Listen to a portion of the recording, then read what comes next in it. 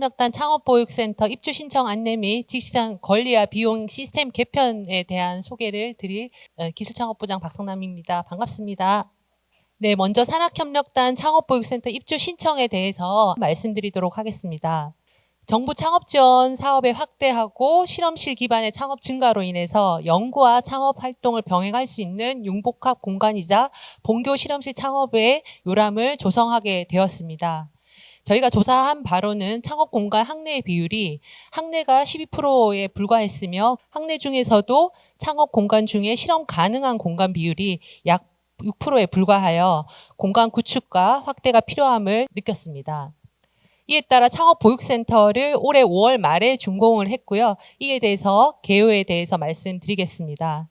현재 지금 센터명은 서울대학교 산학협력단 창업보육센터로 위치는 지금 영구공원의 943동을 리모델링 했습니다. 지금 940동과 942동 사이에 있고 삼성공동연구소의 맞은편 건물이라고 보시면 되겠습니다.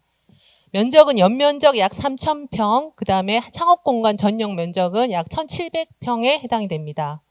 구성은 지금 지하 1층에서부터 지상 6층으로 구성이 돼 있고 그중에 1층에서 4층이 창업보육센터에 입주기업들이 입주를 해서 실제로 운영될 예정에 있습니다.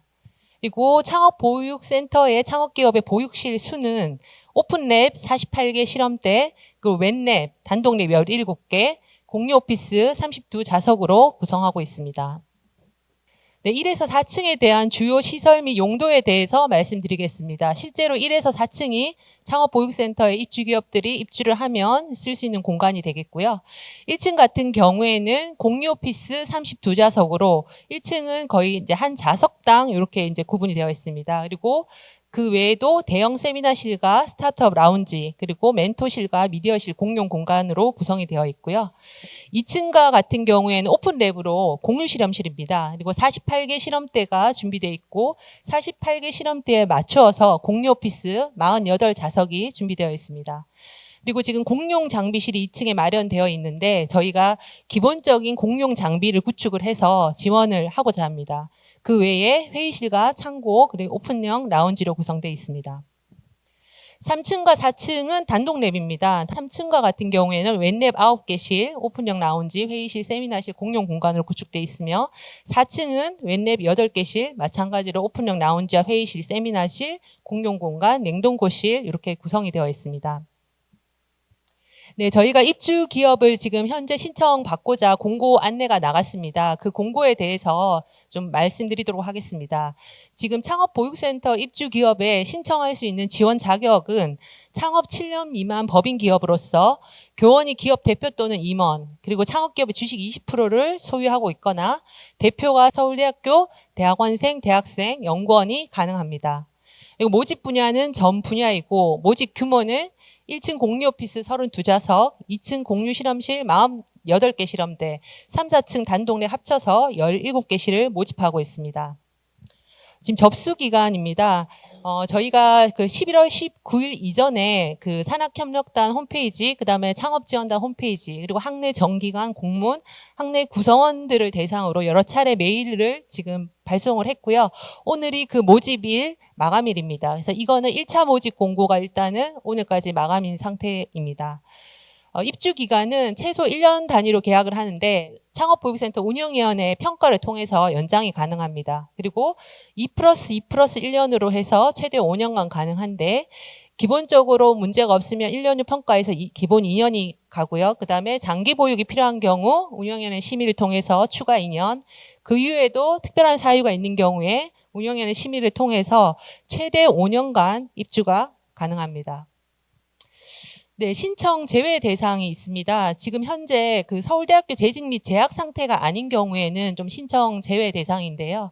그리고 그 외에 이제 휴폐업 상태거나 국세를 체납을 했거나 정부 지원 사업에 참여 제재 중이거나 뭐 특허에 대한 침해 우려가 있는 경우, 그 밖에 센터장이 이제 좀 그 참여 제한의 사유가 인정되는 경우에는 제외 대상에 해당이 됩니다. 창업보육센터 입주기업으로 선정이 된다면 그 지켜야 하는 의무사항이 있습니다. 일단 입주 계약 체결 후에 30일 이내에 입주를 해야 하는데요. 근데 이제 좀 부득이한 사유가 있는 경우에는 저희 창업보육센터하고 미리 조금 협의를 하면 날짜 조정이 조금 가능합니다.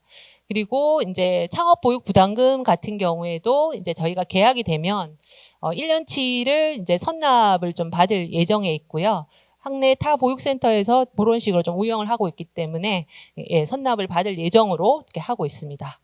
그다음에 지금 입주 1개월 이내 사업장 소재지를 산단 창업보육센터로 등록을 해야 되는데 이 부분은 그 본사를 무조건 이전해야 되는 건 아니고 본사뿐만 아니라 뭐 지사나 연구소가 있으면 지사나 연구소라도 한 군데가 창업보육센터로 등록을 하면 됩니다. 그리고 선정된 기업은 서울대 자산운용과랑 먼저 임대차 계약을 체결을 해야 되고 이후에 지금 저희 산단 창업보육센터랑 입주 계약을 체결을 하고 난 이후에 입주 혜택의 기회를 부여받게 됩니다. 입주 기업 공간과 창업 보육 부담금에 대해서 좀 말씀을 드리겠습니다. 1층 공유 오피스 같은 경우에는 사무 공간을 제공을 하고 저희가 공공요금과 그다음에 청소 서비스를 제공하고자 합니다. 2층 공유 실험실 같은 경우에는 공동 사용 개방형 실험실로 공공요금 청소 아까 말씀드린 그 공용 장비실을 구축하고 있기 때문에 공용 장비 서비스를 제공하고자 합니다. 3, 4층 단독랩의 경우에는 독립형 실험실이고 그런데 여기서는 각 기업이 단독으로 되어 있기 때문에 각 기업에서 써서 나오는 공공요금은 각 기업이 직접 부담을 해야 됩니다. 그리고 공용 장비와 회의실 사용 서비스는 마찬가지로 포함되어 있습니다. 그 창업보육 부담금은 자산운용과에 납부하는 임대료와 산단 창업보육센터에 납부하는 보육료가 합쳐진 금액인데요. 1층과 같은 경우에 한 좌석당 약 16만 원 정도, 그리고 2층과 같은 경우에는 약 51만 원, 그리고 3, 4층에 같은 경우에는 면적에 따라 좀 적게는 한 달에 180만 원, 많게는 한 달에 한 318만 원 정도로 이렇게 구성하고 있습니다. 네, 창업보육센터 입주기업들을 지금 말씀드린 대로 모집 중에 있고 선정에 대한 추진 절차와 일정에 대해서 좀 말씀을 드리겠습니다. 일단 모집 공고 후에 서면평가를 12월 초에 지금 예정을 하고 있고요. 그 결과를 공지하고 나면 그 창업보육센터 운영위원회를 통해서 발표평가를 12월 말에 실시할 예정에 있습니다. 발표평가 후에 입주기업 선정 및 계약을 12월 말에서 1월, 그 다음에 최종적으로 기업 입주가 1월에서 늦으면 2월 정도에 할 수 있도록 예정을 하고 있고요. 요 관련해서 신청 서류는 뭐 재직 재학증명서라든가 입주 신청서라든가 사업계획서 등이 있어서 요 부분은 참고해 주시면 되겠습니다. 네, 그 입주기업들에 대한 평가 기준입니다. 일단 기술의 독창성 및 차별성에 대한 기술성 부분과 사업 아이템의 성장 가능성과 경쟁력, 그 사업성 부분, 그 다음에 사업화 준비를 얼마나 잘했는지 추진 일정이라든가 그리고 저희가 공간을 어떻게 활용할 것인지에 대한 공간 활용 계획까지 지금 평가 기준으로 마련을 했고요. 그 다음에 자금 조달, 그리고 기존의 뭐 특허나 매출이나 이런 실적 등이 있으면 그 부분까지 같이 반영을 해서 평가를 할 예정에 있습니다. 네, 이상으로 그 창업보육센터 입주기업 신청 안내에 대해서 말씀드렸습니다. 그리고 이어서 지식재산 권리와 비용 시스템 부분 개선된 사항에 대해서 말씀드리도록 하겠습니다.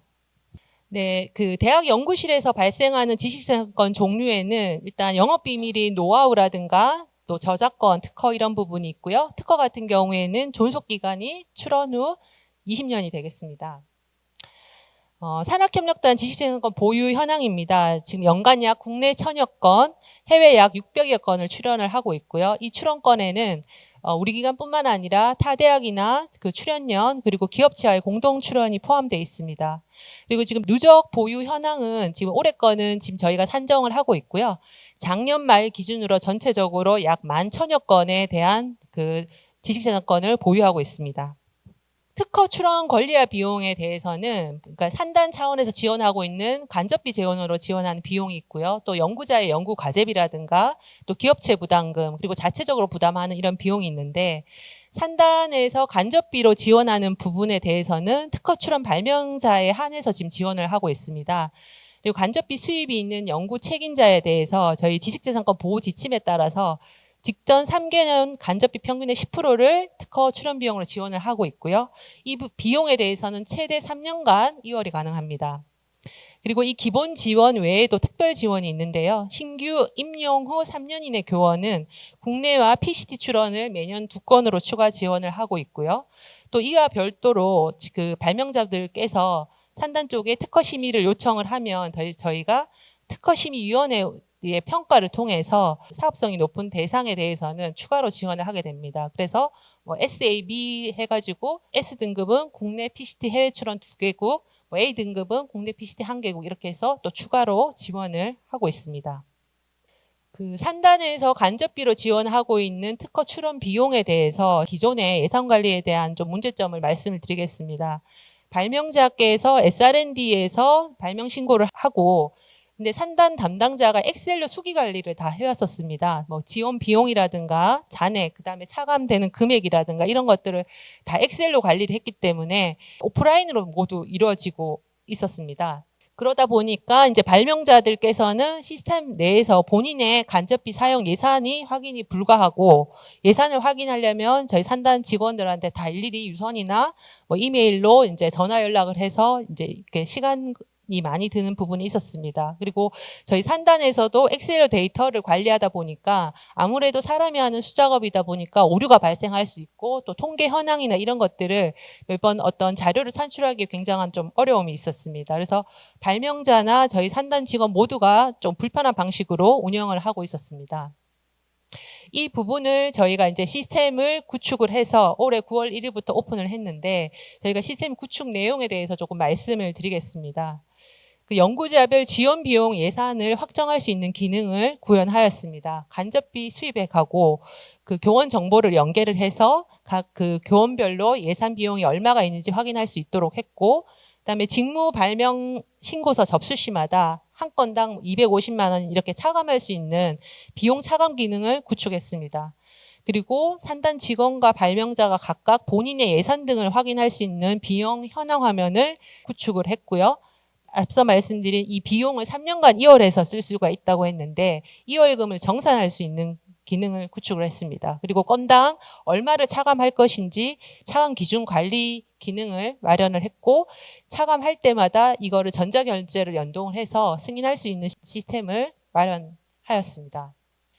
시스템으로 하다 보니까 이에 대한 개선 효과 부분을 좀 말씀드리겠습니다. 앞서 말씀드린 대로 그 개선 전에는 일일이 이 비용이나 차감을 다 엑셀로 관리하다 보니까 좀 굉장히 어려움이 있었는데 시스템 관리로 이제 이걸 변경을 했고요. 그 다음에 이제 저희 담당자가 예외적인 건을 다 각각 대응하다 보니까 쉽지 않게 관리하던 부분이 있었는데 통일된 기준으로 이제 공평하게 지원하게 되었습니다. 그리고 통계 현황 파악이 어려웠는데 이걸 DB로 다 할 수 있고 리포트까지 많이 개선되었습니다.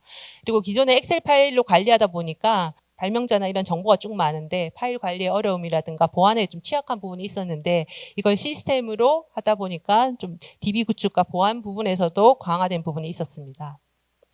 네, 그래서 이 시스템은 그 올해 9월 1일에 오픈이 되었고 혹시 연구자나 발명자분들께서 모르실 수도 있어서 지식산 권리와 비용에 대한 예산 확인 경로를 다시 한번 말씀을 드리면 SR&D에 접속을 하셔서 지식재산권 그리고 현황 통계, 지재권 통계, 권리와 비용 현황 이 부분을 조금 알고 계시면 이쪽에 들어가시면 간접비 징수 내역이라든가 본인 예산이 얼마나 남았고 특허 권리와 비용에서 얼마 쓸 수 있는지 예산 잔액까지 다 확인하실 수 있으시겠습니다. 그래서 참고해 주시면 감사하겠습니다.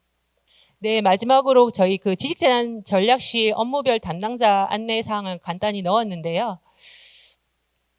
그 첫 번째 그 발표드린 창업보육센터 입주 신청에 대한 안내 부분 그리고 지식재산 권리와 비용 그 외에도 발명자분들께서 상담이라든가 또 기술 이전에도 관심이 많을 것 같습니다. 관련하여 문의사항이 있으시면 언제든지 주저하지 마시고 저희에게 연락 주시면 감사하겠습니다. 감사합니다.